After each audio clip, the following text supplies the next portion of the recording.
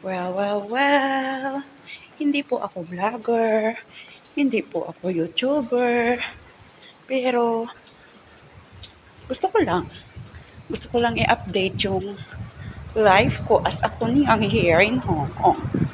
You know, buhay dito hindi madali.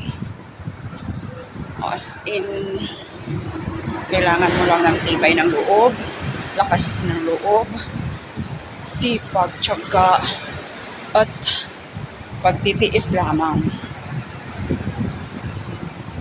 Bago tayo pumunta dito, buo na yung ating loob. Kasi hindi natin alam kung ano yung mga dadatnan natin dito.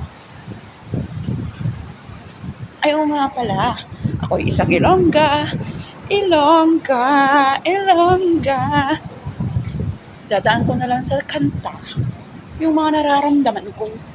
Ako'y sintonado, pero at least nailalabas ko kung anong nararamdaman ko. Okay?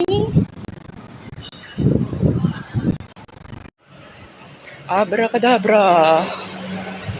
Oo, kita niyo, bumukas ang pinto. Magical ako eh.